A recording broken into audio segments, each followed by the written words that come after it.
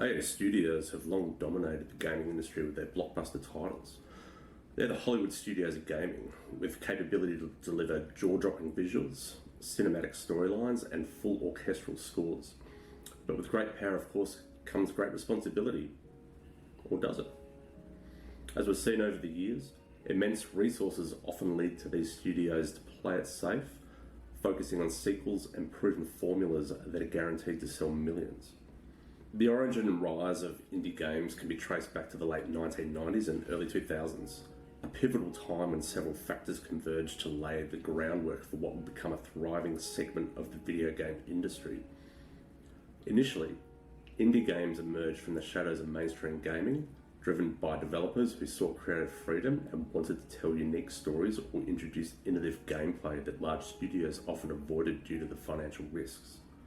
The term indie, short for independent, began gaining traction among small-scale developers who were doing most, if not all, of the game development work from their garages or small offices.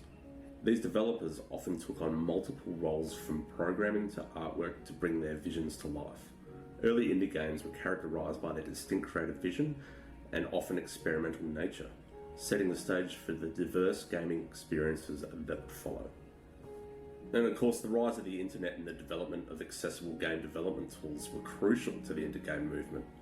Platforms like Flash and later Unity provided developers with the means to create and distribute games more easily and affordably than ever before. This democratization of game development tools lowered the barriers to entry, allowing more creators to participate in game development. One of the earliest successes in the indie game revolution was Braid by Jonathan Blow.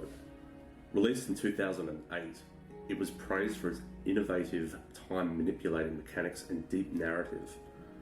Braid's success proved that there was a market for games that did not fit the typical blockbuster model, encouraging other developers to pursue their unique ideas.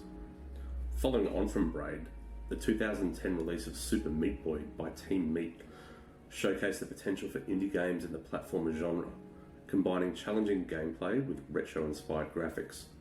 Both games not only enjoyed critical acclaim, but also commercial success, demonstrating that indie games could stand on their own in the marketplace. So the advent of digital distribution platforms like Steam dramatically changed the game for indie developers. With Steam's introduction of the Greenlight system, which allowed community voting to bring games to the platform, and later the indie mega booth at gaming conventions, indie games gained unprecedented exposure. These platforms provided indie developers with much needed visibility and access to a broader audience, which had previously been the exclusive domain of AAA titles. Simultaneously, the growth of online communities and platforms like Kickstarter opened new avenues for funding. Indie developers now had platforms to pitch their game ideas directly to potential players, gaining not only funding but also a dedicated following even before the game's release. Notable successes like Double Fine Adventure and Pillars of Eternity raised millions, proving that the community is willing to support projects that resonated with them. By the mid-2010s, indie games had firmly established themselves as a vital part of the gaming ecosystem. The success stories of games like Undertale and Stardew Valley, created by single developers, inspired a new generation of game makers.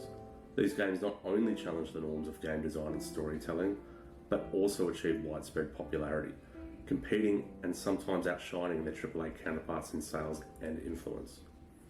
As we moved into the late 2010s, indie games continued to push boundaries, both creatively as well as commercially. The movement diversified gaming's narrative, voice, and gameplay mechanics, making the gaming more richer and more inclusive of different perspectives as well as ideas. And with digital distribution platforms again like Steam and community support through the aforementioned Kickstarter, this propelled indie games massively into the spotlight. And of course, as the community's enthusiasm grew, so did the diversity of the games being produced, paving the way for one of the biggest game phenomena of all time, which is Minecraft. Minecraft, originally developed by Marcus Persson and later the company he founded, Mojang, emerged as more than just a game. It became an absolute phenomenon that redefined several gaming genres. When the game first appeared in 2009, it of course wasn't the first sandbox game, but it soon became the most influential by some considerable margin. Minecraft's simple yet profound gameplay mechanics of digging and building allowed players to manipulate their environment virtually without any limits. Now, the genius of Minecraft lay in its combination of survival elements with open world sandbox creativity. Players found themselves in a randomly generated world filled with raw materials and potential dangers in the form of various creatures that appear in dark places or during the night. The game cycles between day and night, with survival hinging on the ability to use the day's resources to prepare for the night's dangers. This blend of survival and crafting set a new standard for the genre. Minecraft's impact was immediate and vast. It didn't just sell well, it created a whole new category of gaming. Open world games that featured survival elements and a crafting system began to proliferate, inspired by the success and the expansive freedom offered by Minecraft. Games like Terraria, Don't Starve, and Starbound took cues from Minecraft's sandbox elements, but introduced their own unique themes and mechanics, expanding the genre in new directions. Minecraft was pivotal in proving the viability of games as platforms for creativity as well as education. It has been used in educational settings to teach subjects like mathematics, history, and computer programming through its interactive environment and logic-based building tools. The game's simplicity made it accessible, while its depth allowed for complex expression and problem solving. Finally, on Minecraft, it also led to a massive explosion of community-driven content, such as mods, custom servers, and a plethora of user-generated content on platforms such as YouTube and Twitch. This not only extended the life of the game far beyond its initial release, but also fostered a community that could continuously innovate and expand the game's capabilities and features. From the groundbreaking success of Minecraft, we see the broader rise of the indie scene. Indie games have grown popular because they often offer the creativity, diversity, and innovation that can be missing in formulaic AAA titles. They tap into the desires of players who seek new stories, new experiences, and new ways to play that go beyond what the mainstream market offers. From the groundbreaking success of Minecraft, we of course see the greater rise of the indie scene. Indie games have grown popular because they often offer the creativity, the diversity, and the innovation that could be missing in formulaic AAA titles. They tap into the desires of players who seek new stories, new experiences, and new ways to go beyond what the mainstream market has to offer. And so the indie revolution isn't just about smaller teams taking on industry giants. It's about offering a rich tapestry of experiences that enhance and expand the gaming world.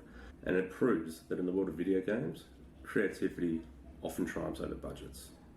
If you watched to the end, guys, thanks. I really appreciate you sticking around. If you enjoy this kind of content, please don't forget to like and subscribe. And why don't you leave a comment and let me know what games that you enjoy, especially on the indie scene. Is there anything that really sticks out? Are you into Minecraft? Are you into any other games? What's your favourite? I'd love to hear from you. Bye for now.